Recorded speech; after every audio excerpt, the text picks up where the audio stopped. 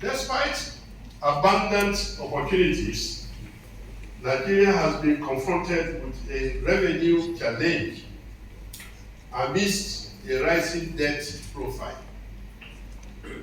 Yet, all sectors of the economy require increased government funding to address lingering challenges.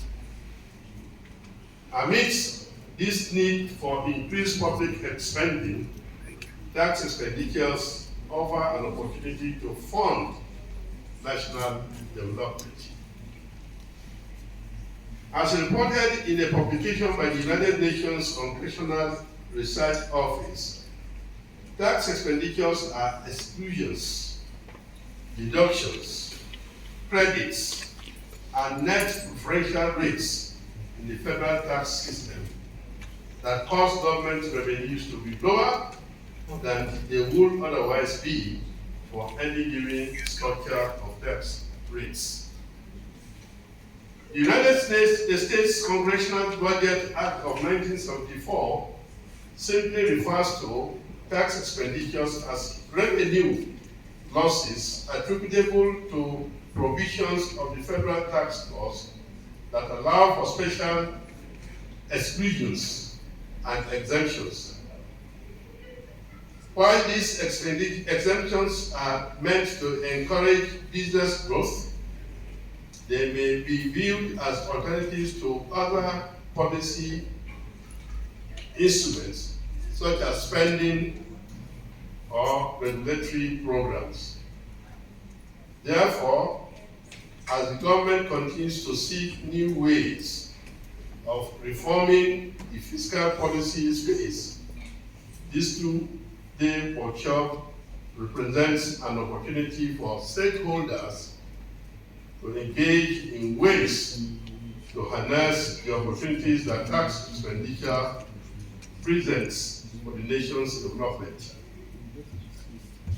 At this juncture, let me add that when the DG of SISTAC was giving his speech, he talked about the loss of 14 trillion naira due to the process of tax evasion and so on, which means that quite a lot is normally lost in the process of tax collections and expenditure in this country. And it's a huge loss considering the challenges that this country faces in terms of meeting the aspirations of government and also meeting budget, provisions. So I think it's very important that this very workshop will take, take note of what the main requirements are, to ensure that what is due to government is available in order to make the government also function very effectively. Experience from OECD countries shows that there are legitimate reasons for tax expenditures. They are used to promote business growth, encourage job creation, and reduce the burden that tax producers place on consumers by transferring the tax burden, quote and unquote. However, there are challenges. Tax expenditures are politically tempting as they may not be subject to regular scrutiny. In most cases, tax exemptions, for instance, are issued by policy statements. Overseeing such a space may therefore be cumbersome, as the benchmark for such oversights is not clearly provided for in a legislative framework. The debate over whether or not a legislature can oversee policy is another reason why tax expenditures can slide under legislative lens. But again, issues around tax expenditures are not binary. It requires clear understanding and proper contextualization and understanding. Fairness, justice, and equity are issues related to tax expenditures. While big firms receive tax waivers to continue operations, poor people continue to pay higher taxes for goods and services. Furthermore, it appears that over the years, tax policy has been aimed at taxing the poor rather than the rich. Hence, finding a fair balance is crucial. It is for this reason that topics and resource persons have been carefully chosen for this two-day workshop.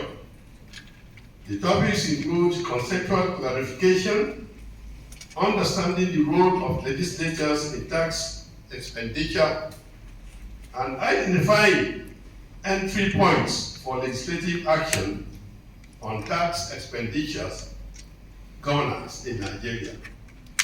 A report that highlights the status and updates on tax expenditures will also be presented.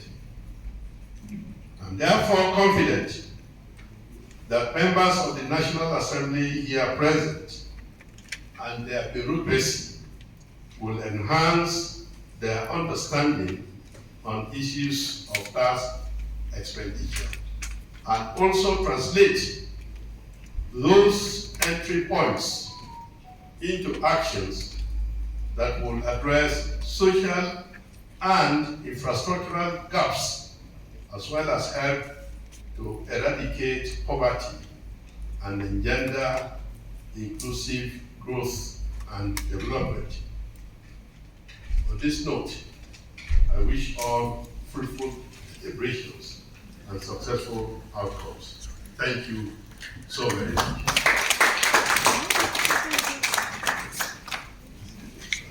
Please. Hello. The organizers of this workshop, honorable senators and honorable members of this, from the members of the National Assembly here present, and they said that I'm Honorable Abdullah Rashid, Deputy Chairman, House Committee on Institutional Reforms in the National Assembly. On behalf of the Chairman of the House Committee on the Public Sector and Institutional Reform, I sincerely wish to express my gratitude for the organization of this two-day workshop on the topic Reforming Tax Expenditure Governance in Nigeria. I believe that this initiative will produce better enlightenment to many, especially the legislators who are to make laws for the good governance of the nation, thereby providing good platform for Nigerian tax reform to improve more tax ideas initiated.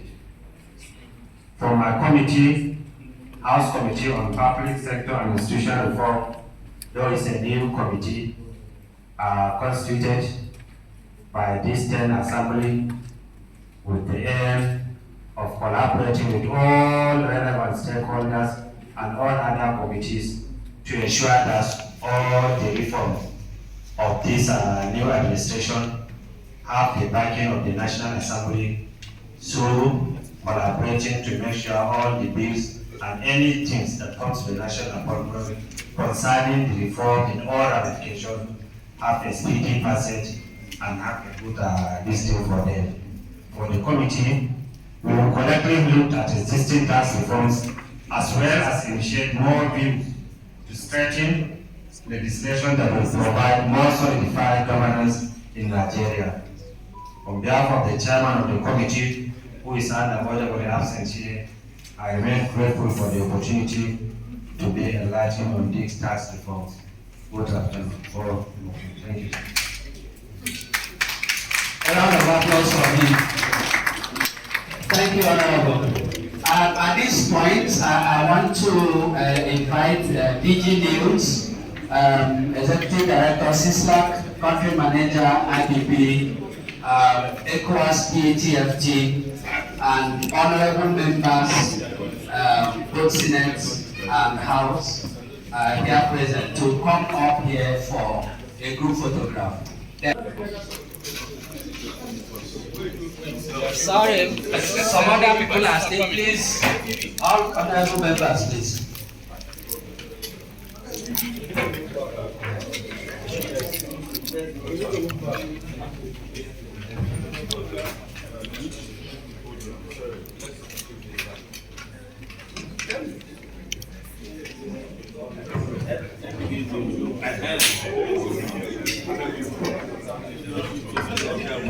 You have to move on the mic. Move on the mic. Listen at this. No, remove your mic. Thank you very much, Your Excellency. Please hide on the camera on your time.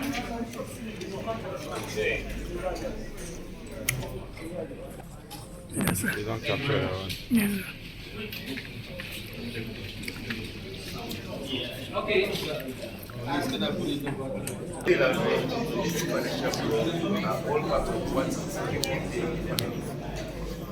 Currently, many factories and industries have gone down because there's no power, there's no electricity, and environmental challenges also drive is also now.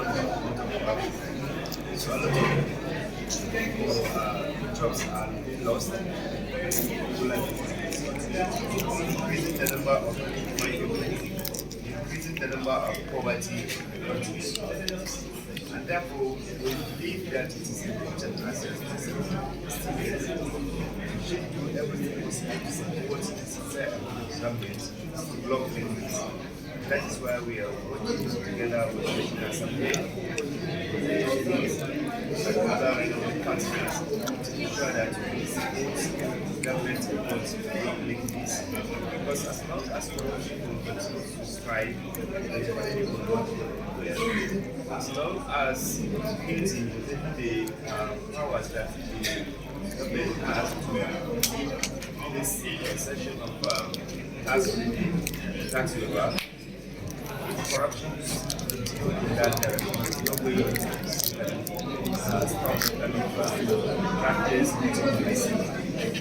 so it is important that we draw the attention to the nation to this momentum lost in revenue.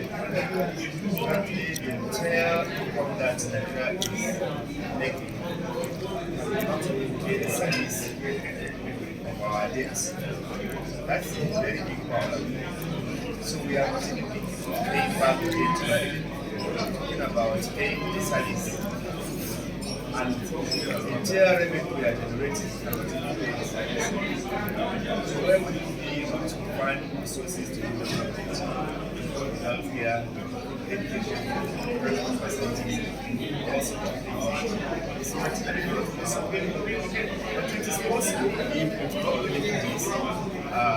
We block corruption, we ensure that it's a environment where the system in Nigeria, I think it is possible that we as long as this impunity, this accountability, this recklessness, this lack of concern continue to happen, simply because of accomplishment is that today dollar is above $1,000. This is it has not stopped.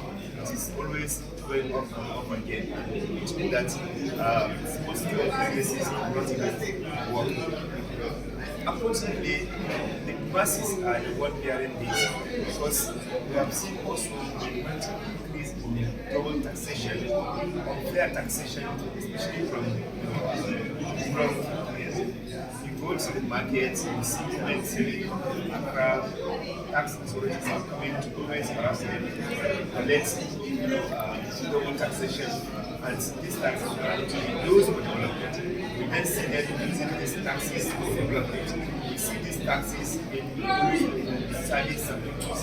Okay, this cannot continue. If we really want to do governance, we must address issues of fair taxation. We must address the issues of allocation of taxes for development.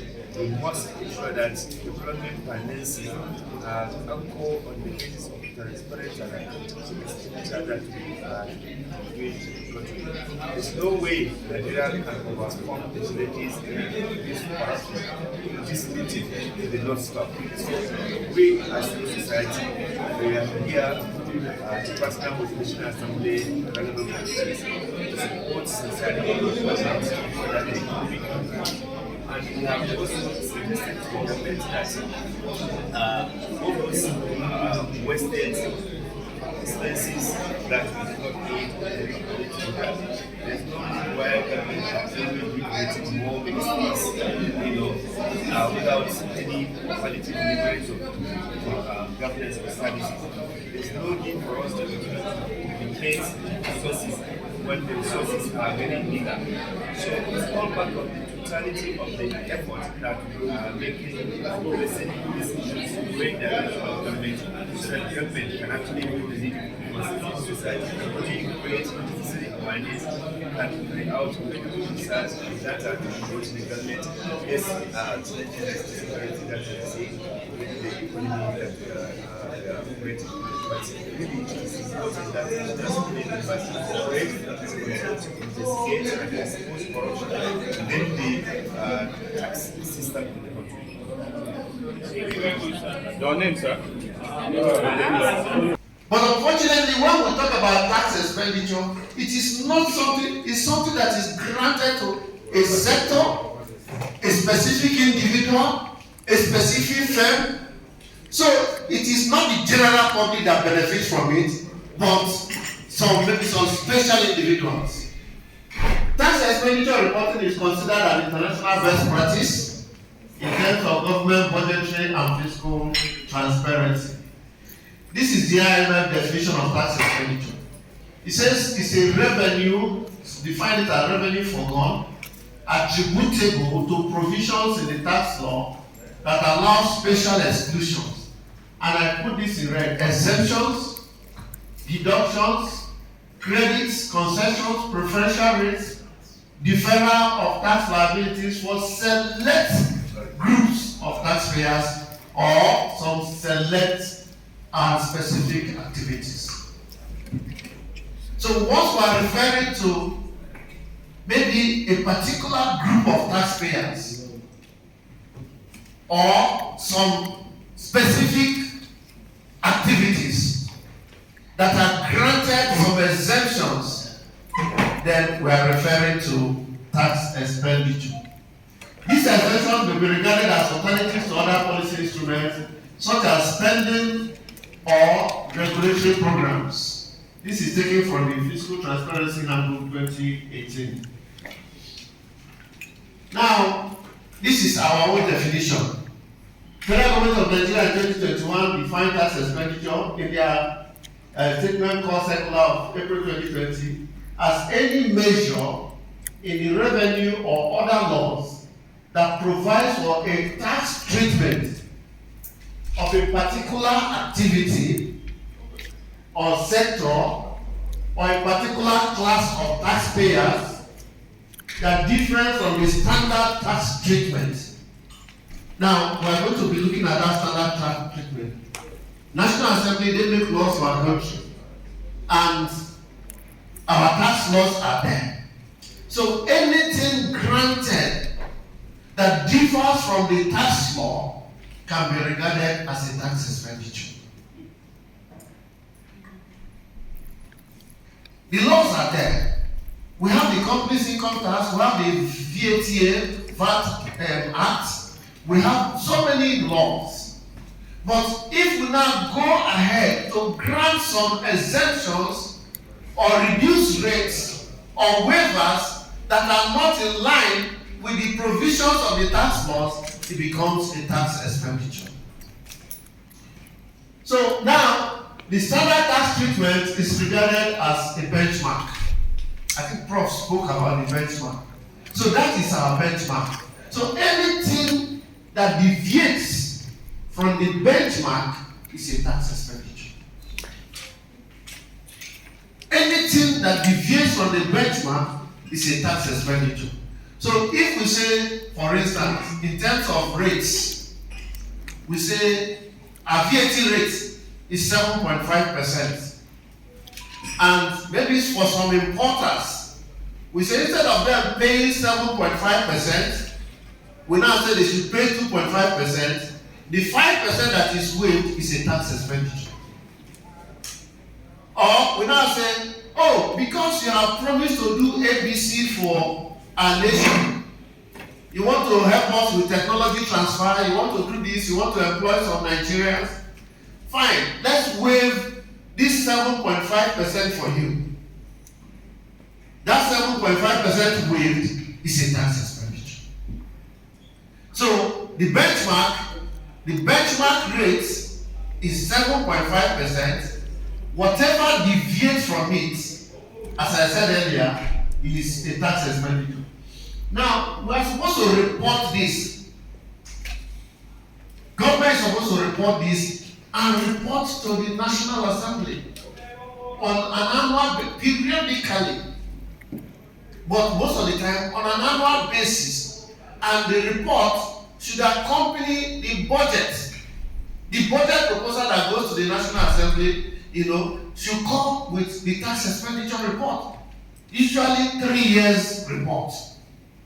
For now, we have in 2021. The FIRS, they are working on 2022.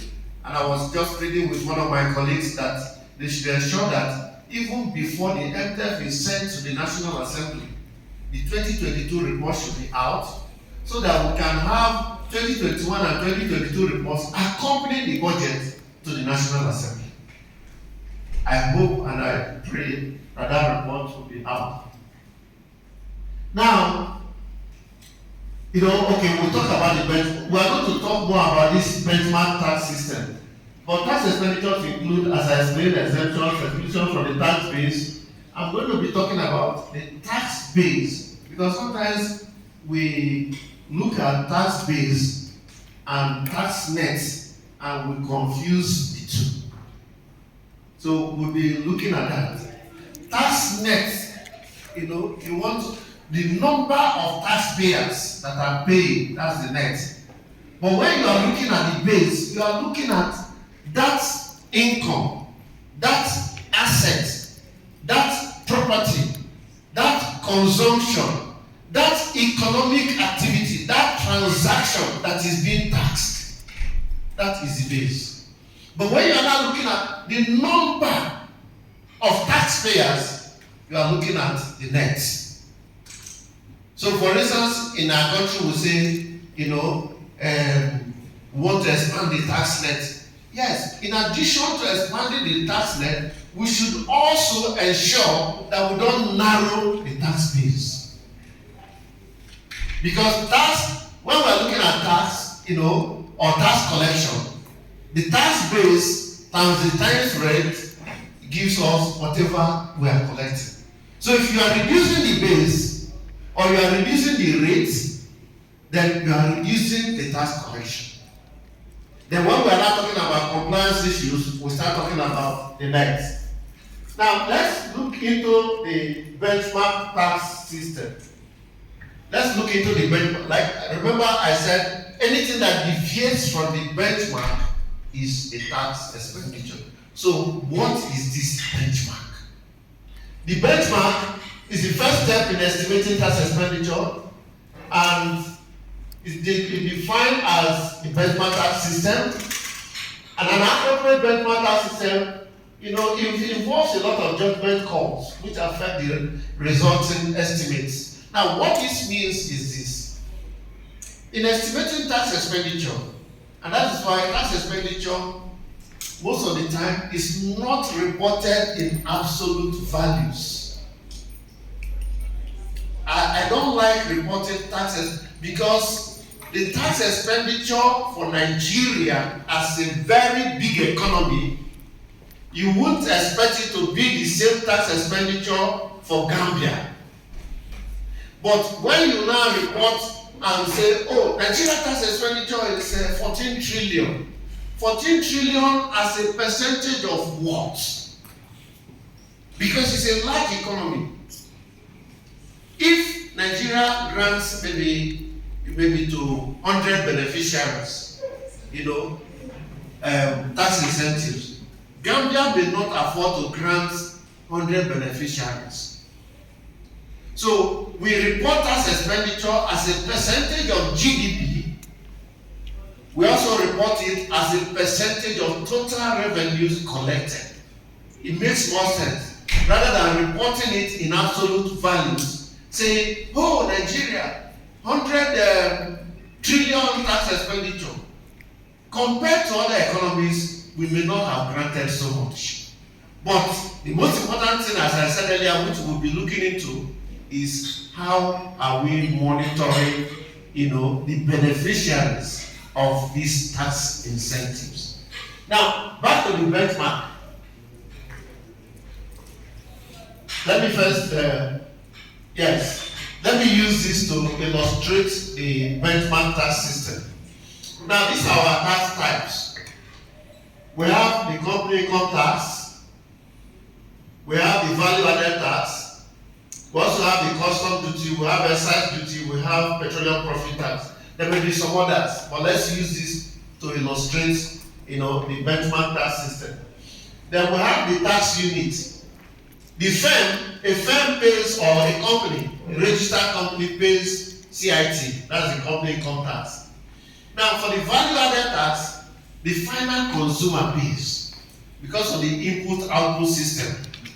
The final consumer is the one that pays the value-added tax.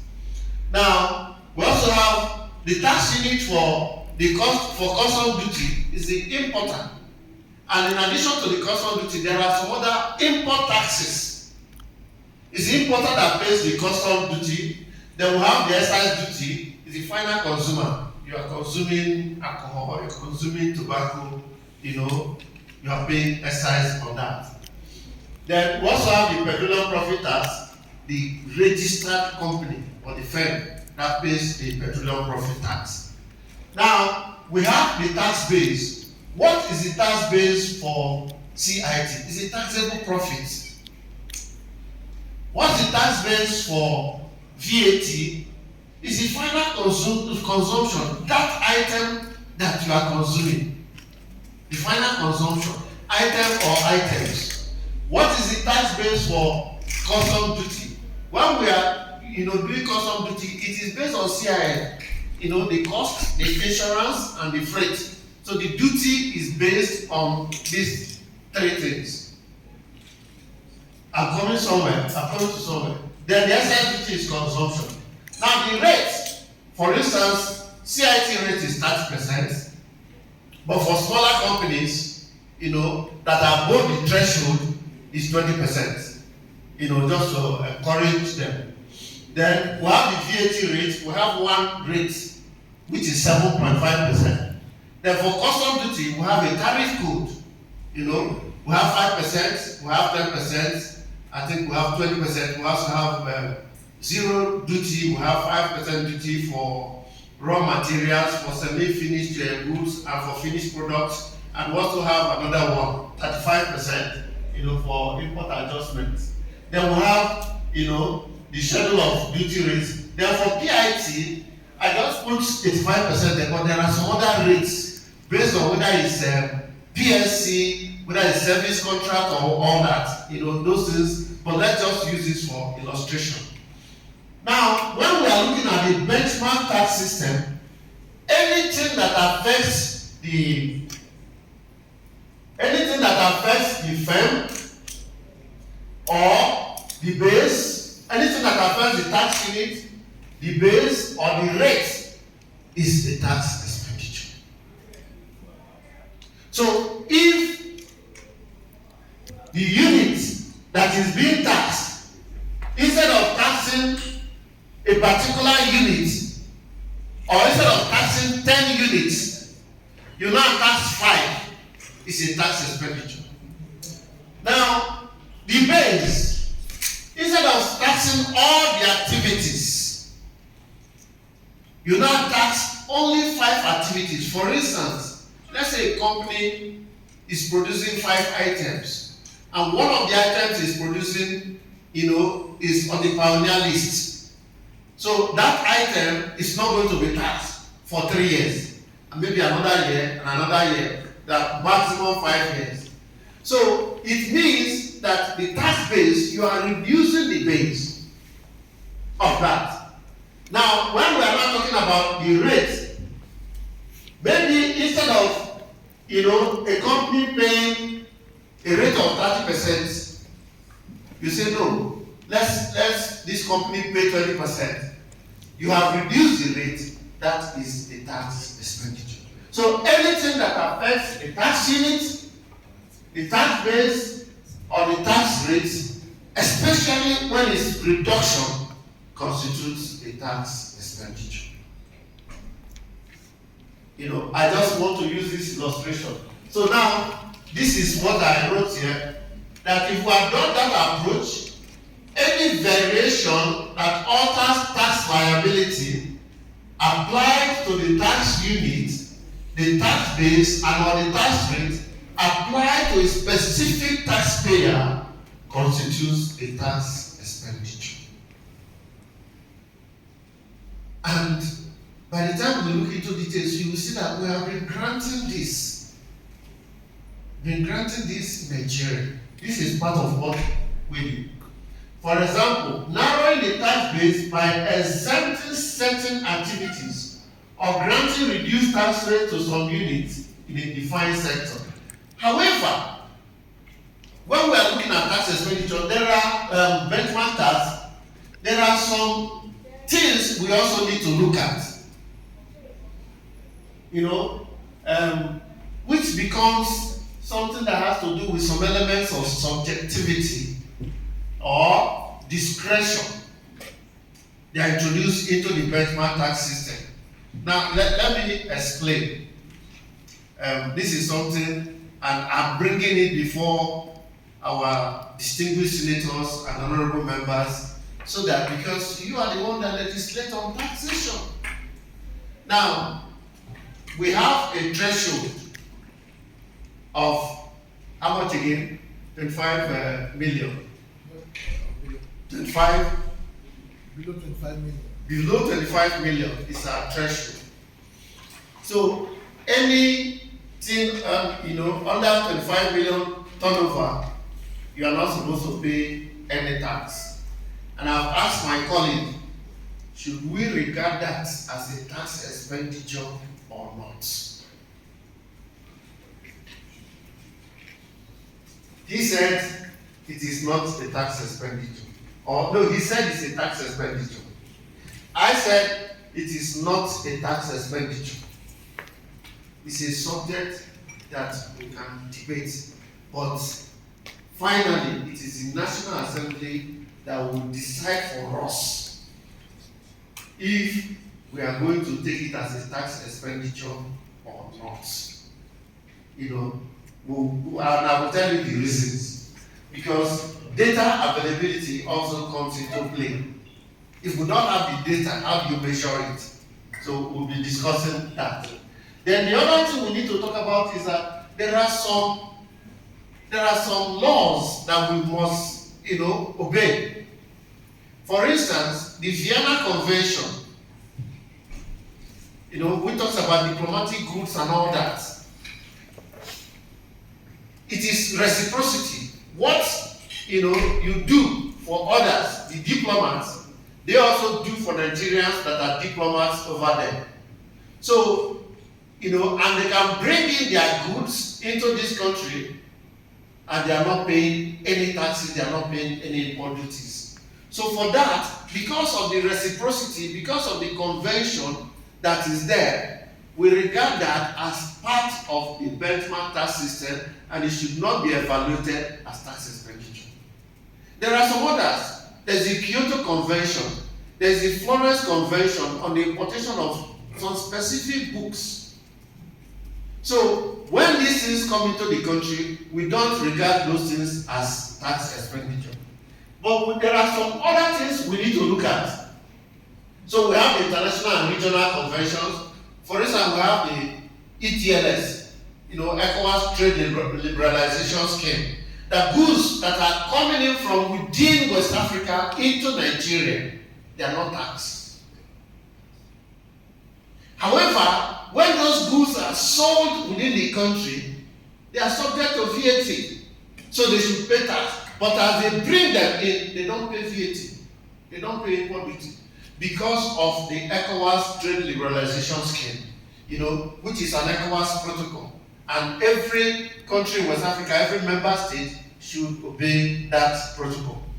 Now, but there's another thing that we need to look at, which is administrative efficacy. For instance, we just talked about the VAT threshold. I would now say, thus it is part of the BTS, or there are some activities which may be exempted due to specific difficulties, that arise as a result of attempting to tax them. For instance, agricultural products. Raw agricultural products that are just coming from the farms.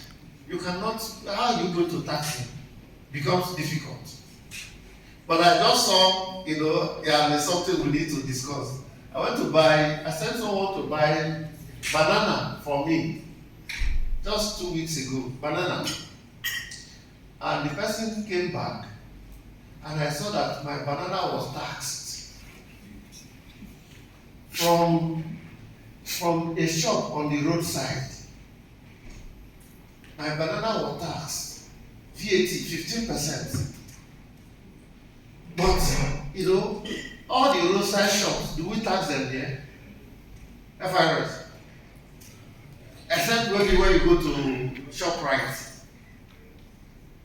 So, but we are saying those ones that are just coming from, maybe they are just coming from the farm. You cannot tax. So those ones are administrative efficacy. Then also some provisions that fulfill socio-economic objectives, such as VAT exemptions of basic goods, basic foods. You cannot afford to tax them. One of the things we did in 2021 was that we conducted a socio-economic impact assessment. Someone also spoke about that. And we used milk and pharmaceutical products. And we saw that milk, for instance, that it is not even the poor that benefit from it more.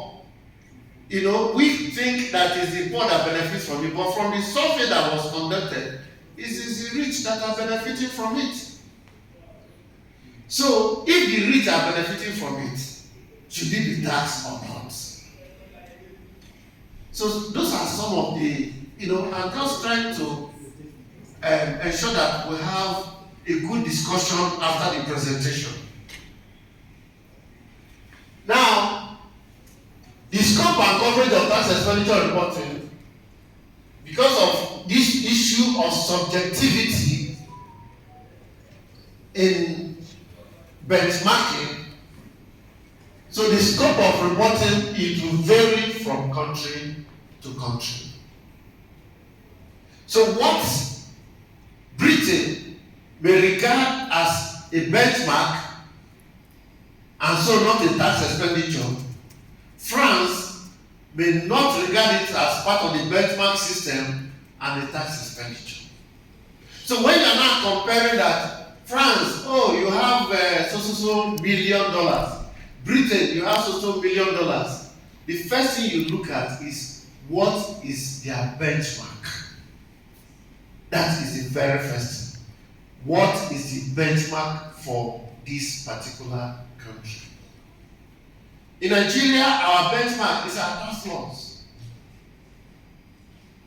Our benchmark is our tax laws in addition to these international conventions that I mentioned.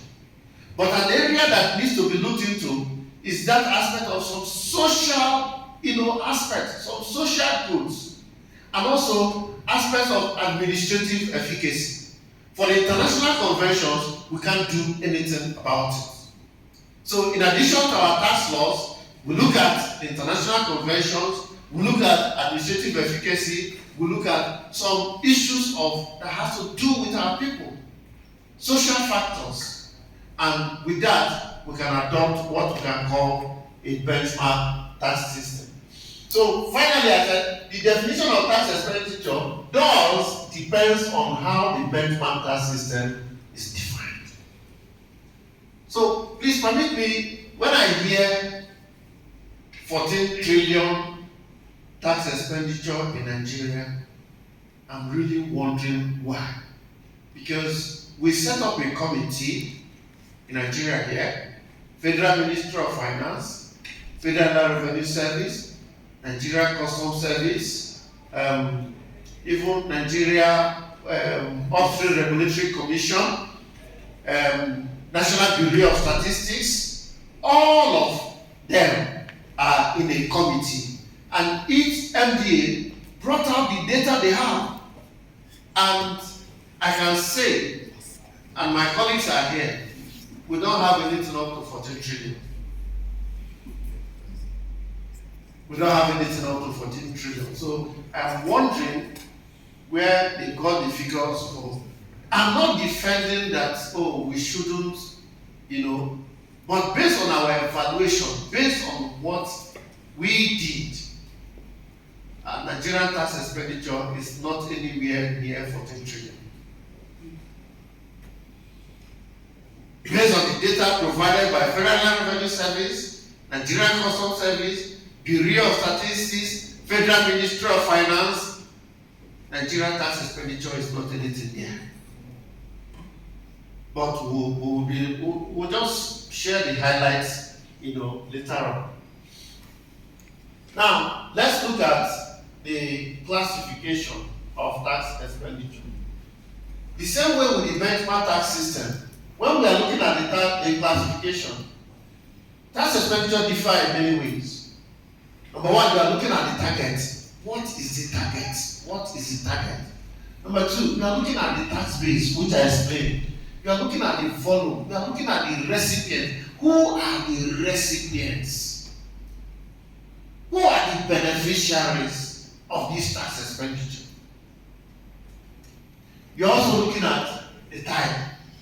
Now, based on the structure, you can classify it based on the structure, based on the purpose. What we did, is that we reported based on, number one, objective. What is the objective of this tax expenditure? We also reported based on the budget function. So you want to look at which budget functions are taking most of our tax expenditure. Then we also reported by the tax types. Then we also reported by the sector of activity. Because when countries grant tax expenditure or when they grant tax incentives, they grant it for some purposes. We'll be looking at that. For instance, you may want to develop a particular region of the country. And you say, any investor who wants to go to this particular region will grant you tax incentive. And so you measure it at the end of the day. So we now reported, the sector of activity. You might also want to, for instance, Nigeria, we're now talking about CNG. We really need to develop our gas system. We have abundance of gas. But you want to know, any investor who is interested in coming to help us, and you can say, okay, we can grant you tax incentive, which can be measured. Because if you say, oh, we're coming up with,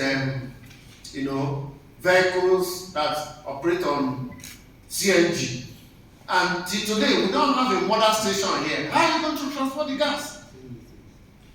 If you transport the gas to Abuja, do we have a mother station? Gas is not something, it's not like petrol.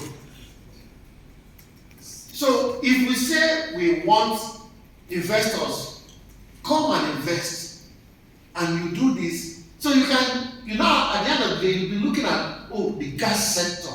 How much tax incentive did we grant in this sector? So you can now, when you are now looking at the classification, you'll be looking at, which sectors got it, for which purpose, and what type of tax measures. That is the way we classify tax expenditure.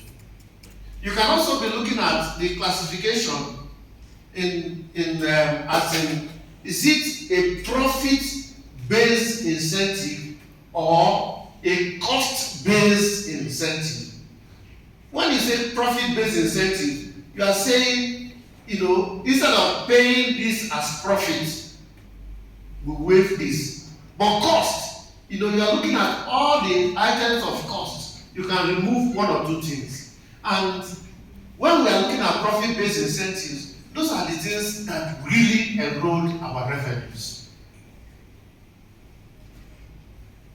Those are the things that really erode our revenues. A company has done everything, made a turnover of some billions. We have a case of maybe a particular company in Nigeria, that felt that, next 10 years I will not be able to recoup my investment, and the first year they were able to recoup all their investment, and they didn't pay anything to the country. And this becomes very important because there are some issues that are going on with the OECD right now. The issue of Pillar 1, Pillar 2. Maybe when Oga comes, Oga will talk about that. The issue of Pillar 1, Pillar 2. Some of these things are going to erode our revenues more. And if we keep granting these incentives, it's not going to help us. This table, I started it from GTED, Global Tax Expenditure Database. And the only thing that was not part of that Global Tax Expenditure Database is the road infrastructure tax. So now, these are some of the tax expenditure that we have based on the tax type. Import duty, we have an import surcharge of 7%. We have a CET levy. We have comprehensive import supervision scheme. We have ETLS, ECOWAS trade liberalization scheme. And you also notice under the type, we have that these are all exemptions. Then the time frame, I'm going to also speak on the time frame. The time frame, you see that they are all permanent. Someone also spoke about it, I think it was Prof, that when we grant incentives shouldn't be permanent. They should have sunset clause. For instance, when you grant an incentive, maybe under pioneer status, to do a particular thing, and after 5 years, you have achieved the purpose, why must we still be granting the same incentive? Nigeria is a net exporter of cement. Should we still be granting incentive to investors who want to come and do cement factories in Nigeria when we're exporting cement? So those are some of the things. So you should have a sunset clause that maybe after a number of years, you can now say, for so reason, we're not going to grant this incentive. So incentives shouldn't be permanent. But most of our incentives in Nigeria, they are permanent. Any investor can come and he will get it. 10 years later, they get it. And some of them are doing round tripping. Like Prof said, he comes in the name of Andrew Odenakwe, and maybe after 5 years, he comes as Andrew Machuku and registers Andrew Machuku. But the same people, the same directors, the same business, and they get the same incentives.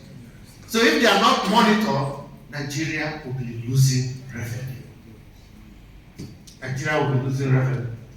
Now, we have a lot of, we have iron levy, we have NAC levy, National Automotive Council, we have the import VAT, we have the domestic VAT, everything. But for the domestic VAT, I put there permanent / temporary, because we have the VAT modification order. So with the VAT modification order, I think the last one is 2021. So we expect that maybe in 2023, we should modify that order and remove certain things, certain items. If you look at our VAT modification order, I think we have over 500 items that are on the exemption list. We need to carefully review them and see whether some of those items, should we still keep them in the exemption list or not. So those are the things I'm talking about. Then, of course, we have the company income tax, which is the issue of the pioneer status. There are some sectors, I don't know whether they have been removed now, that are in the pioneer list, that for me, they shouldn't be there. I know we say we want to encourage tourism, but why should hospitality industry be on the pioneer list? I'm sure they have been removed because we've been talking about it. They are still there. Okay, please, honorable members, distinguished senators, we want to encourage tourism, but should the hospitality industry, we have enough hotels in Nigeria. We have enough hotels in Abuja, in Lagos. Except maybe they now say, okay, they want to go into some states to develop, Again, one of the things we are even going to look at later on is the issue of eligibility criteria. It's not every Tom, Dick, and Harry that applies for tax incentive that should get it. We should have some criteria, number one criteria is the quantum of investment. How much are you bringing into this country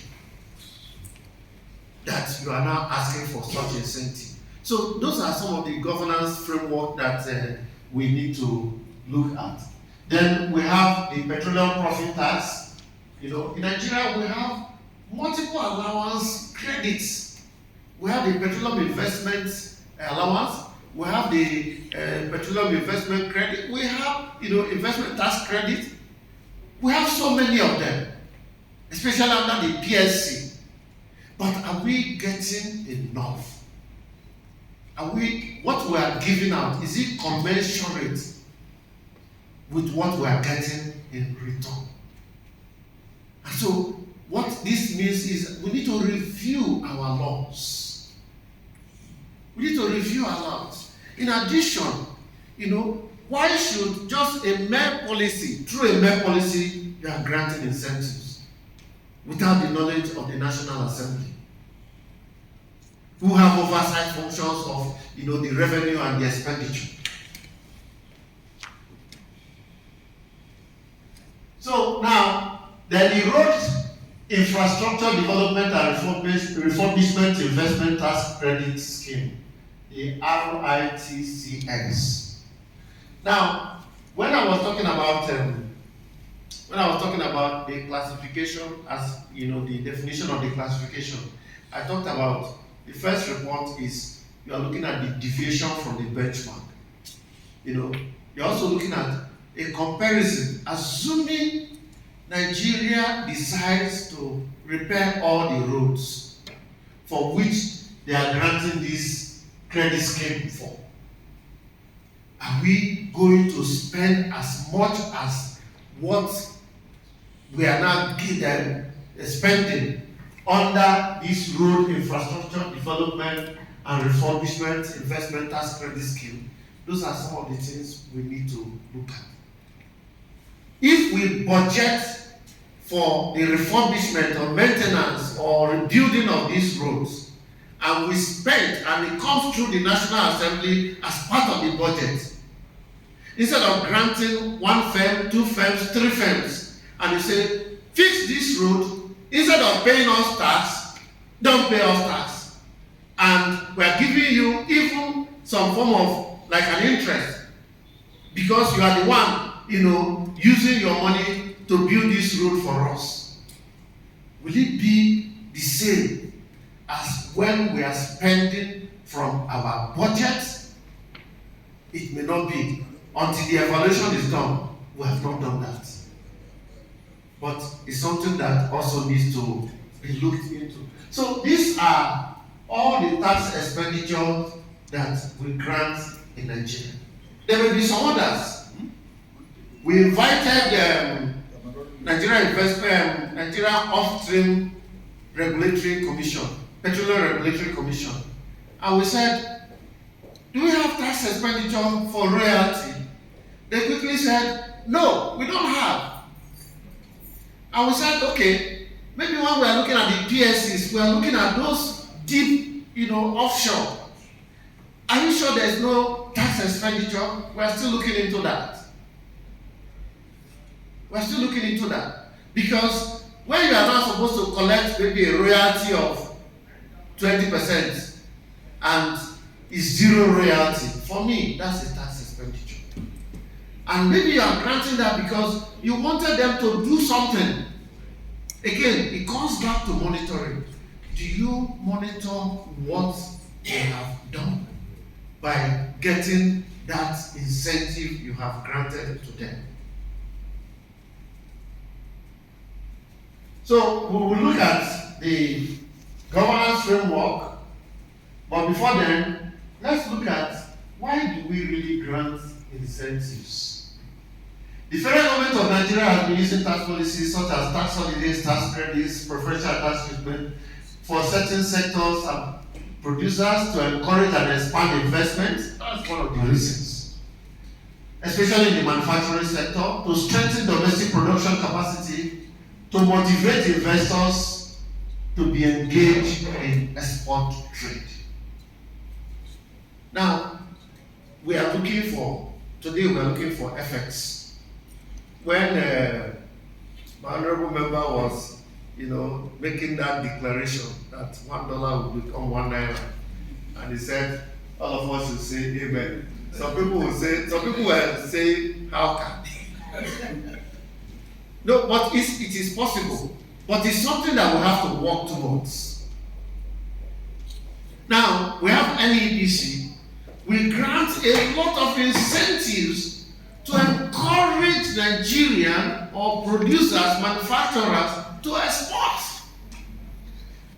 And they're supposed to repatriate the funds through official means, and they take some incentive. We have the export expansion grant, we have a lot of things.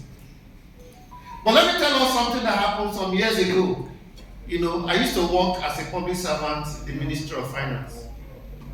And we were monitoring the use of this export expansion grant. And a particular individual, not a Nigerian, and he came in and he was claiming, that yes, he brought in this money through CBN, this is that, and they should pay him. Incidentally, somebody who came from Ministry of Trade and Investment, looked at the address that he was claiming as his office address. It was a residential address in Abuja Estate. So the man said, we are going to arrest you. The man ran away. It comes back, we grant a lot of incentives. Are we monitoring the use of these incentives? Do we even know the beneficiaries? A particular exporter also claimed that he exported 20 trucks of vegetable oil in a day. And we said, what is your production capacity? Yes. And he couldn't defend it, and we say, you are not going to get this. So what I'm saying is, even as we are granting all these incentives for exports, to increase domestic production and to expand investment, are we getting in return the reasons for granting these incentives? Are we monitoring these incentives? We developed a reporting template, a monitoring template, for use in Nigeria. And that monitoring template, my coordinator took it to Liberia and said, oh, Liberia, you can use this monitoring template developed by Nigeria. And immediately they started using that template to monitor the incentives. That monitoring template has not been approved in Nigeria till today.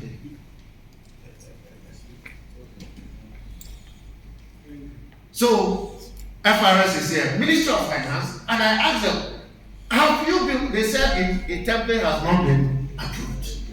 And so they cannot use it. Of course, we are public servants. How can you use it when it's not been approved? And I said, okay, if we need to modify it to suit us, let's do it, let's adapt it. But submit it to the Honorable Minister. Unfortunately, before the last regime, the Honorable Minister did not approve it. And so, even now, they are not monitoring anything. But other countries are running with it. Because we work on the West African sub-region. So these are some of the things, sir, Max, that we need to look into. So that the revenues we are losing, we can begin, to get them back. Now, there are various incentive packages. Okay, we said the goal of this is to accelerate the economic development of the country and improve its living, technology transfer, speed up technology, promote investment, international competitiveness, foreign exchange earnings, enhance and promote equitable distribution of investment in Nigeria. Yes, together these effects are intended to help transform. Sorry, I put that this is in. I'm actually working in Ethiopia, so I wrote this when I was in Ethiopia. So that's the Nigerian economy. All right. Now let's look at the governance framework. This is the crux of the matter. Let's look at the governance framework in Nigeria. Now look at this. I quoted this. The governance framework for tax incentives in Nigeria is not so clear, and sometimes it is characterized by a lack of transparency and fairness. CBN 2013, as well as weak coordination and implementation among the various MDAs, Ekwakide 2019. Moreover, tax concessions in Nigeria may be created by law, regulation, or other delegated powers. This makes the description of the governance framework, that is the design, the approval, and implementation process of tax incentive in Nigeria, a complicated exercise. Because of a lack of transparency, accountability, lack of fairness, and sometimes you don't even know who is granting what. So because of that, you cannot talk about the transparency, you cannot talk about the fairness. However, there is no formal guidance on how TE should be administered. So we should come up with what suits us. For instance, the number of MDAs we have, which I call the tax expenditure management cycle. The first thing that should guide what we do when it comes to tax expenditure management is the policy objective. What do we want to achieve? What do we want to achieve? Now, once we agree with what we want to achieve, and what we want to achieve, I don't think is the decision of Federal Ministry of Finance alone. It is the decision of the federal government of Nigeria. What direction do we want to go to? Some of these things should be in our MTFF, medium-term fiscal framework. This is what we want to achieve in the next 3 years. This is what we want to achieve in the next 5 years. And that should now drive what we do. Now, once we're able to do that, we now look at the design. In the design, we should be looking at, do we have enough evidence, adequate evidence to support this decision? It's not a situation where somebody says, oh, I think we need this sector, we need to grant incentive to this sector. How this sector will be. So there should be enough facts evidence, and this should be supported with data. Then we should also be clear on the objectives and expected results. Objectives and expected results. If we grant this, what are we going to get? And this will form the baseline for monitoring. The same country I said I'm working in, if they are granting an incentive, they will write everything.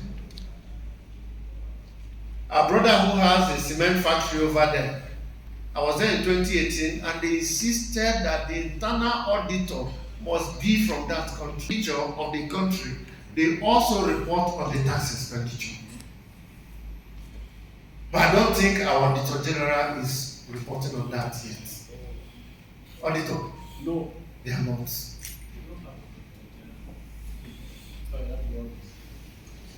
Well, you said you don't have Auditor General. Do we? Yes, one for Auditor General presentation. Every year they do reports. What is saying that we don't have. Okay, I understand this, sir.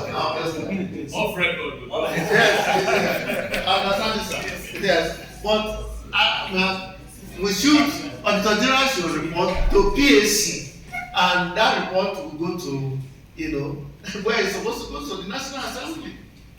So these are some of the. So this is what we can see as a management cycle of tax expenditure. If we do this, we will get it right. But there's a lot here. There's a lot here.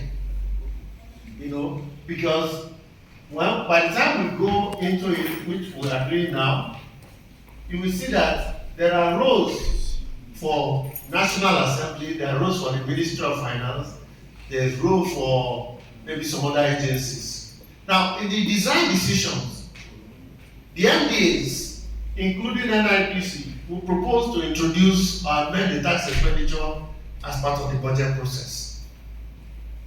Their own is just propose. They don't do final, they should they are not the approving authority. They can expenditure or new incentive. Let's use them interchangeably. Number two, whether you should modify an existing incentive or an existing tax expenditure. If it has not achieved the objectives, shouldn't it be modified? Then finally, whether you need to suspend it. It is the decision of the National Assembly. It's the decision of the National Assembly. So some incentives, if we look at our incentive framework, there's a document done by NIPC and Federal Revenue Service. There are some incentives that we have been granting since NIPC was established. Should they still be there?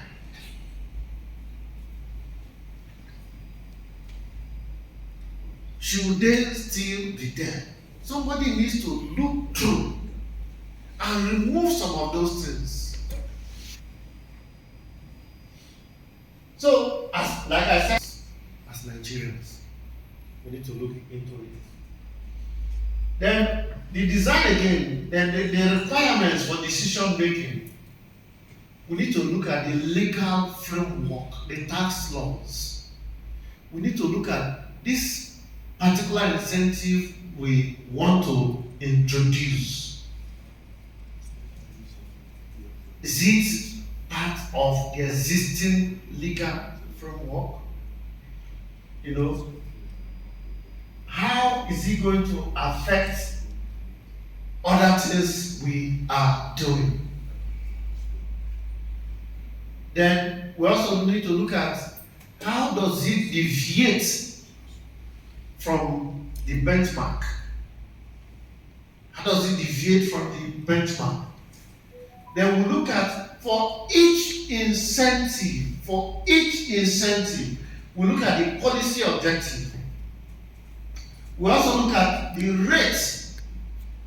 We look at the thresholds Then finally, we look at the sunset clause. For how long do we, if we are introducing this incentive, for how long? Should it be open-ended, or we say, let's even watch it for 3 years? Then we now look at the appraisal of alternative options. Assuming, I mentioned that earlier, assuming we spend directly from the budget, shouldn't we be getting more rather than granting these incentives? Those are some of the things we need to look at. Then finally, is it provided in the medium-term fiscal framework? Is it there? If it is not there, then why should we grant it? Then, in addition to that, we need to define our eligibility criteria. And one of the things I mentioned there, quantum of investment. Somebody is coming in with $100,000. I know it's a lot of money now, but should $100,000 is it enough to get an incentive in a country like Nigeria, where you know that you invest this year, by the end of the year, you've almost made your money? But if we are saying, for us to grant you this incentive, you must bring at least $1 billion. So you know that it is only serious-minded investors that will come in. And they are coming in not to do just anyhow project, but they will do gigantic projects in our country that will employ our people, that will bring economic gains to our people, that will improve the livelihoods of the people, and at the end of the day, maybe if it's a product that will be exported, that will bring foreign exchange to our country. So, under the eligibility criteria, the first thing for me is the quantum of investment. Number two, geographical location. Most investors, maybe they are in Lagos and close by Ogun State. But there are some other places that we need to develop in our country. So we can also eligibility criteria. If you want to invest in this geopolitical zone or this area of the country, we grant you this incentive. But not just you leave it open-ended, you can locate your factory or locate your company anywhere. And of course, they are going to Lagos. So it's one thing or another thing we need to look at. Then number three, sectoral consideration, economic and social. Which sector do we really want?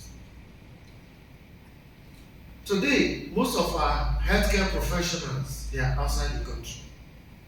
And some of us will now go out, outside the country for our healthcare needs.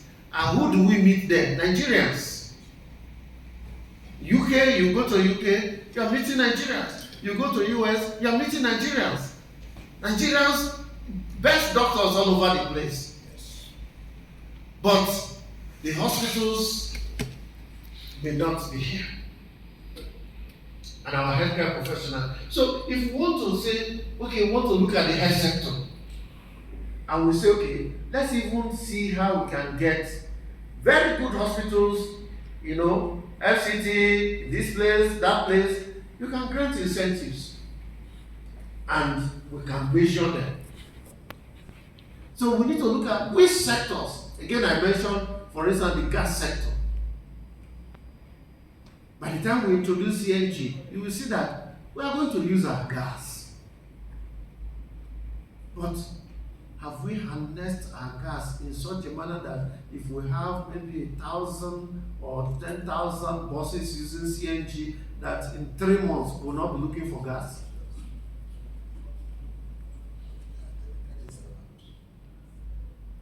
So these are some of the things we do. Then we also need to design controls to guard against abuse. Maybe it's the Ministry of Finance and the FIRS that will do that, or the relevant agencies, or maybe a committee. And of course, it will get to our honorable members, if you get to our distinguished senators and you look at it and say, let's go ahead. We need controls. Why will someone or an investor who has not done anything come and be claiming that he has done something? If the controls are not there, they are able to get in. I won't mention, from some countries, but we have them in Nigeria, and they are doing all sorts. We need to have controls to check what they are doing. Then, the application process, we need to have a clear application process. There are some people that they don't even know who to apply to, where to apply to, how to apply. And the requirements and the method of application. I'm happy to announce that Federal Ministry of Finance, they've done something, very good, when it comes to the issue of waivers. The process has now been automated. I'm sure most of us are aware. And because it's automated, if you are not eligible, if you key it into the system, it throws it out. These are some of the things we need to do. You drop it in the system, oh, this is what this person, it will not get approved. And now, some roles we have assessed here, FRS, NCS, FMO, the Federal Ministry of Finance. They should provide information to taxpayers. They should adhere strictly to the eligibility criteria in processing these incentives. They need to adhere strictly to the eligibility criteria. One of the things we have going in our country, I'm sorry to say, maybe, how do I put it, such a manner that I don't offend anyone, is we take so many things for granted. As I was returning on Saturday, please, this is off record, and I was told that, but here somebody can just go to somewhere, change anything and do anything. So, sir, we need to change some of these things. We need to look into some of these things. All right. So then automate the process to minimize discretion. Then detect abusive behavior and impose sanctions as appropriate. Sometimes we don't impose enough sanctions. We don't impose sanctions. Even when we impose, we don't even enforce. Then the other NDAs, NIPC provide information to investors as well. Then there are other sector ministries, NEPSA, NEPC, they should ensure eligibility. Then judiciary, they should sanction abusive behavior. Then, now, for the monitoring, I will soon stop so that we can discuss. For the monitoring, somebody might say, are you suggesting another layer of bureaucracy? No. We can use the present structures we have. But what I am suggesting here is that we can set up an exemption monitoring and control unit in the Federal Ministry of Finance. It can be within this existing tax policy unit. It can be a division, you see a division or section now within the tax policy unit. But their responsibility is to ensure that they monitor the use of these exemptions. Then that monitor and control unit will establish a register to create a profile for all exemption recipients. Every beneficiary, they should have their record. They should have their record. Then, and the record will be with their TIN, their taxpayer identification number, with other demographic information. But whether it's a fiscal record, whether it's in the system, there should be a record, a register of all beneficiaries of incentives, and it should be updated as a new incentive is granted, as a new beneficiary is granted an incentive, that register should be updated. Then, this register should be shared with FIRS and NCS. So the register, yes, is in the ministry, but FIRS should know about it. NCS should also know about it. Then what will be their responsibility? They should track the compliance history of beneficiaries by performing an immediate review of enforcement records through customs and domestic tax to determine whether the entity has had any infraction in the past, and ensure that this record or this register is updated monthly. Any investor or any taxpayer that has been granted an incentive and has had an infraction in the past, why would that same taxpayer get another incentive? So when I say with other demographic information, so it's not only the name of the company, because the name of the company can change. But there are some other information that will enable you to track. In some countries, even whoever is the promoter, the picture will be there in that register. So when he comes, he says, no, I'm not this person. He says, look at your picture. You committed an infraction in the past. You cannot grant this incentive. You can't get this incentive. Then they should track actual revenue forgone by collecting data from NCS and FIRS and update the spreadsheet monthly. Every revenue forgone should be tracked. It took us, while we were preparing the report, it took us, first and foremost, we sat down in a hotel like this for 3 weeks. After that, we were not even able to get the report out. It still took another 3 months or 2 months before the report could come out. It was part of it, they were all part of it, you know. So, but if we are doing this on a monthly basis, all you need to do at the end of the year, put everything together, press a button, and the report comes out. But right now, I don't know if we can say maybe FIRS will say they know all the incentives that we grant. The data may not all be readily available because we are not keeping the data from day one. Then they will now implement the following monitoring regime. Now, what I'm even suggesting here is not only investors, but even embassies to be monitored. We have had cases of embassies, that they will bring in things, and some of them are even selling because they believe that I can bring it in. So we should know. Embassies, diplomats, international agencies, NGOs, charity agencies, and even government agencies, the category of exemption is it must be what is in the law, maybe the Vienna Convention. Embassies perform site audits. One of the things, I think Ministry of Finance, they do that right now. You say you are bringing in some goods, and you say these goods are for, maybe you want to fight a particular disease, and we are bringing in A, B, C, there's a list, there's a packing list. Go to the destination where those goods are going to be used and find out the purpose, whether as they brought them in, that is what they are going to be used for.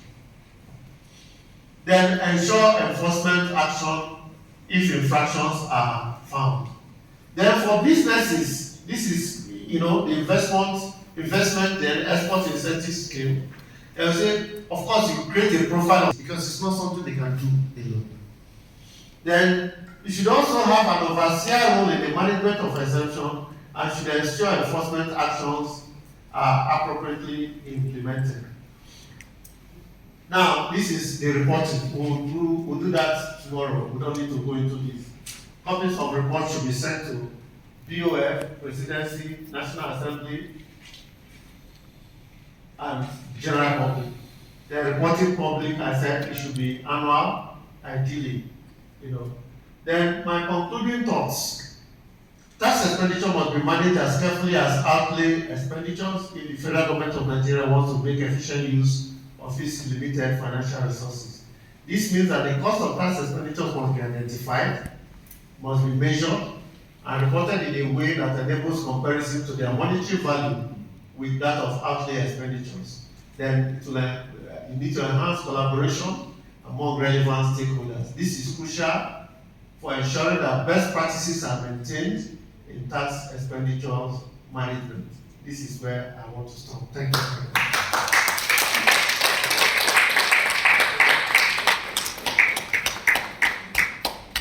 Yeah, Mr. Andrew Yaqub, my Oga. Thank you very much. Thank you for that elaborate and passionate presentation. I'm sure it really sank. Before we go to the discussion on this, just to quickly say something if you. And I also want to appreciate everyone here. I am not going, my own is not necessarily going to be a question. It's just based on what you just said.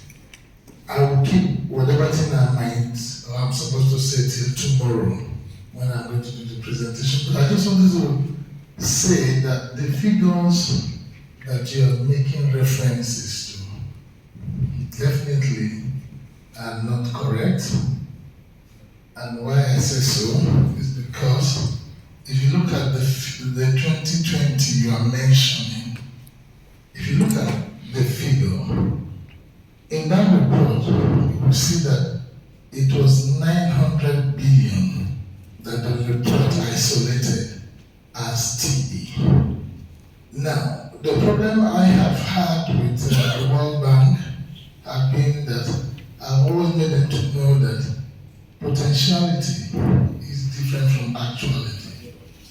What they have been reporting is compliance gap, the potential figures that the Revenue Authority, the NCS, are supposed to have collected, despite not with recourse to the tax reference system.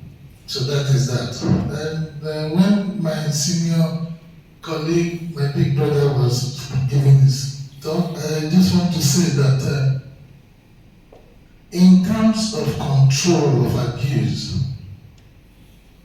of tax incentive, the Federal Inland Revenue Service, I will report to say that have done something by bringing up a department, and that is where I am. Why is that department necessary? Because in other climes that we are going to do studies, we've noticed that most of their legislatures are in one single book. I mean, their tax incentive legislatures. So it's easy for you to understand the incentive. But here we have free trade zones have their own legislature, Pioneer have their own legislature, and so it's easy for a company to be enjoying Pioneer and also be enjoying free trade zone because they're in different legislatures. But because of the establishment of the department which I am in now, we've been able to manage it because we have the information. So if you are in free trade zone, you are not entitled to enjoy Pioneer. That's what I've been doing over the years. So thank you, but more will be said by tomorrow. Thank you. Thank you so much for that wonderful lecture. Well, mine is that I'm actually interested in the monitoring template that has not been approved. If I can lay my hands on a copy of it so that we can also act accordingly. Thank you.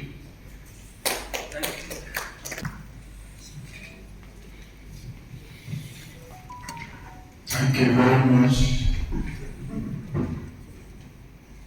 I thank the presenter. He did a very wonderful work. My addition is that Sorry, can we get to know your name? Okay, I'm Dr. Chukwudezudeka. Yes, one of the tax experts.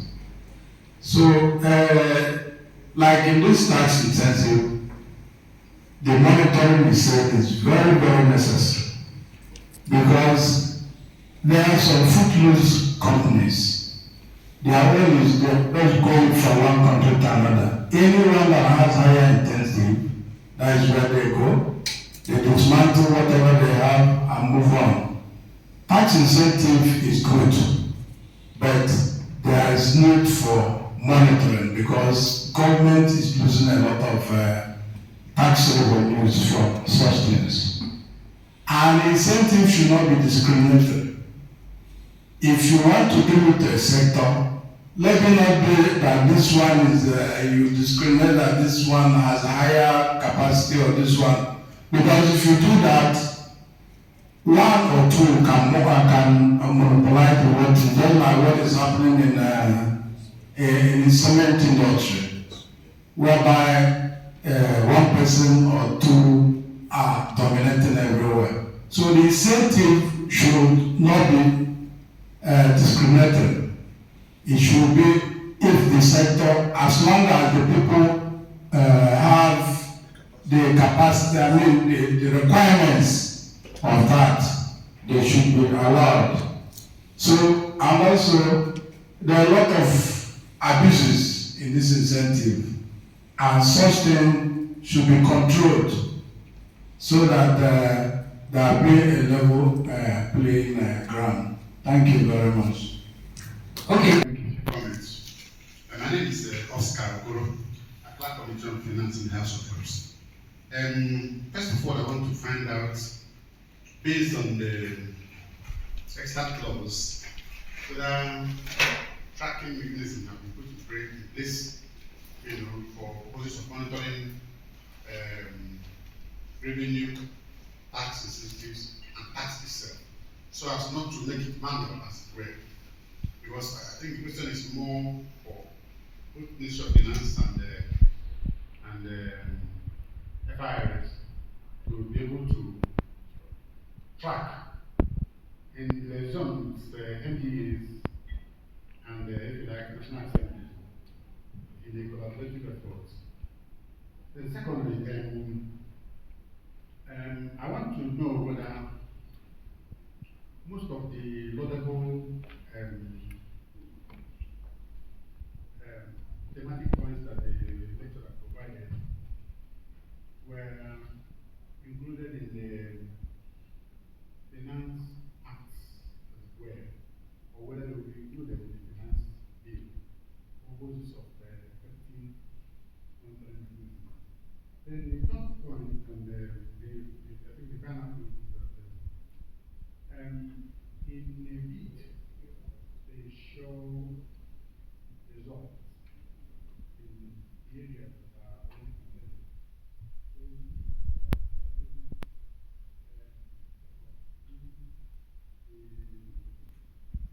The National Assembly, Ministry of Finance, budget, national planning, then and all the finance sectors, including the FIRS, purposes of result-oriented tax and if like revenue generating processes. Then more so, maybe I got a little bit late. I would want to know whether the lecturer was able to provide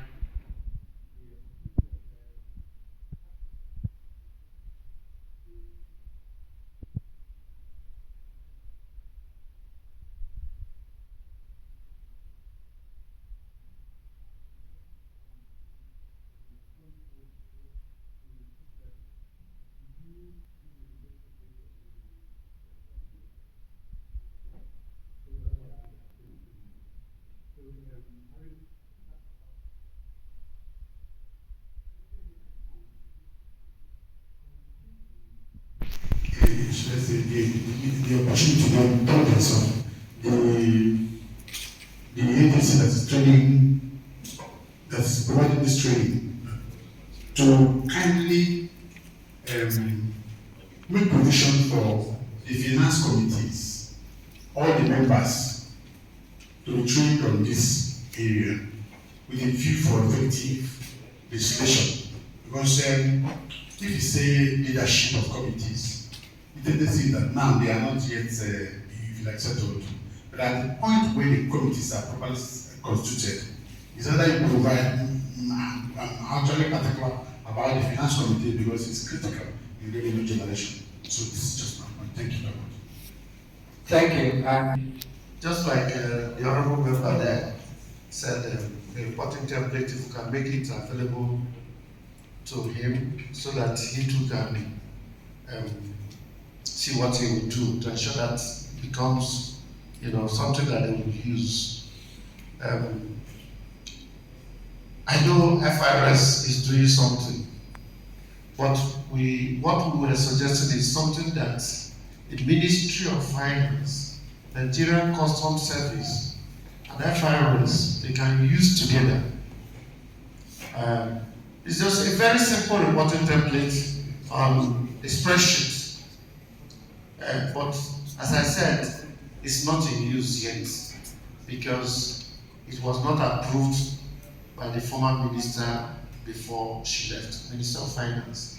So what I will do now is to get the tax policy unit in the Ministry of Finance to push it again to the new Minister of Finance, so that probably after some modification, so that it can be approved. Second thing that we wanted to do was to automate the process, and a particular NGO wanted to support in doing that. Again, before the Honorable Minister, before the past regime ended, that thing was not approved. Third was that she approved that a committee to look into all this. We brought everyone together, the relevant agencies, put them together, and we sent up a memo to her. She approved, but she couldn't, unfortunately, inaugurate that committee before she left. If we're able to do these three things, I believe things will get better. Now that we have a new minister in place, the Minister of Finance and also managing the economy. If he looks at this, the committee is in place, and inaugurate that committee, everybody will start working. I was speaking to one of our colleagues and I said, we only have a 2021 report, and we're already in 2023. And the data for 2022 is available. So nothing stops us from getting a 2022 report. It's available. The 2022 report. Yes, it's available. I don't think so, sir. I beg to. Is it estimate or report? Is it the tax expenditure report for 2022? Okay, I thought it's the FIRS report. No. So, yes. The actual, because the first one. The one you have is only granted by FIRS. Do you have also? The one that is in the media, 1.8. Yeah. That was the estimate. Now you have a 2.068 trillion. That was the estimate we gave, because we will first give an estimate before we now give the actual. But like you just also observed, that is the one administered by FIRS. Yes. So we are waiting for the Nigerian Customs to give us their figures so that we can calculate it. And most of the time, sir, the one from Nigerian Customs is more. Yeah. So if we are getting 2.068 trillion from FIRS, it's likely that Customs may get up to 5 trillion. We don't know. So, but I am suggesting that if they can put the report for 2022 together, the same way we did 2021 report, maybe in 2 weeks it will be out, and it should accompany a budget that is going to National Assembly. You need to see it and look at all the incentives they granted, and look at the report and see whether we are benefiting from it. So that's it. Then, yes, the proposal should be included in the finance. That's my suggestion. It should be. It should be included in the finance bill. Then the need for collaboration. Oh, you've just said it. How it's going to be worked out depends on you. For us, my coordinator before he left, he told me that anything that National Assembly wants, that we should be ready to support. So anything, that you say you want, with my Oga here, we are ready and we are with you. Then tax incentive, if I understand that based on the revenue, the quantum of revenue, what I'm saying is, even before you grant, the tax incentive should be based on the quantum of investment that there should even be a CCI. So it's not just a bare, just say it. The CCI should state that you are bringing 1 billion to the country. The certificate of capital importation. So it should be based on quantum of investment. Like I said, why should somebody I'm bringing $100,000, asking for a tax incentive? Not for a country in Nigeria. You can do it in some other smaller countries, but not Nigeria, because of what you are going to get. Nigeria is a place in a lighter mood that maybe a new Mercedes comes out, I go and I buy for my friend.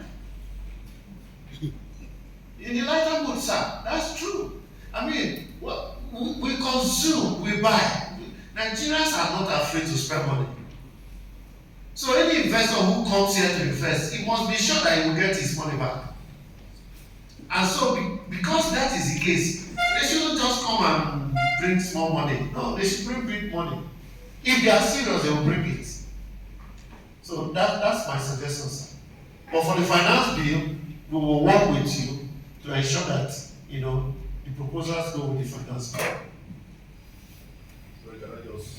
Okay. Agadoro is Emmanuel, Deputy Clerk, Admin House of Representatives. I just want to first let me thank you, commend your industry and knowledge in this field. I think that sharing the platform with you on a day like this makes some of us proud that public servant too can be a great asset to a nation like our country. So I just want to get this as a way of guiding us at this side of the divide by way of legislation. But I noticed that most of the thematic issues you pointed out, there were areas you would expect that the National Assembly should come by way of legislation. And I think virtually every other thing boils back to the National Assembly, oversight and all that.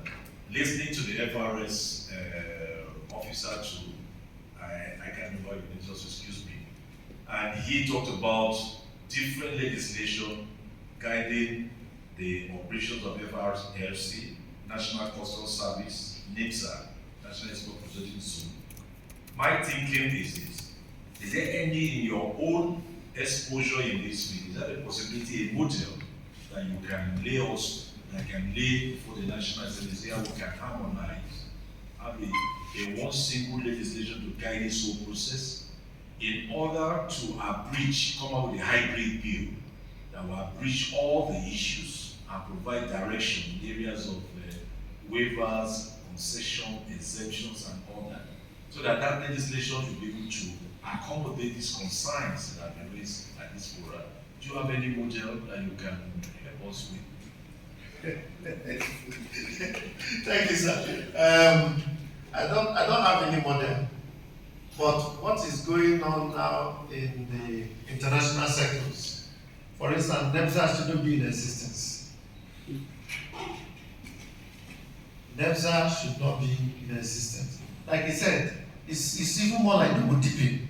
You go in an export-free zone, and export-free zone is not looked at. You are outside the customs territory, so you are looked at as you are not inside the country. You are a foreigner. Export-free zone is supposed to bring foreign exchange to our country. But most of the time, because of the way our country is, where are they exporting to when there is Nigeria? So they get all the incentives in the export-free zone and they sell in the custom territory. So for me, let them all, everybody come and leave the export-free zone, come into the custom territory, produce in the country, sell in the country, make your money. But don't get incentives because you are in an export-free zone and you come and sell in the custom territory. So, you know, harmonization, yes, it can be harmonized, you know, but we harmonize in such a manner that there will not be double dipping. You are getting from here, you are getting from here. Yeah, we can be harmonized. There are international models. Can it come by way of an executive bill or a private member bill? Yes, we can work with them and see what can come up with. Okay, executive, I don't know how much. I don't know how it works. Yeah, I don't know how it works. It's a process that I will give you a report, then you will now go and thank you, but please can we give a round of applause to the standing for as he practices his friend to take us on the next session. While we just allow him to get ready for the next session, I will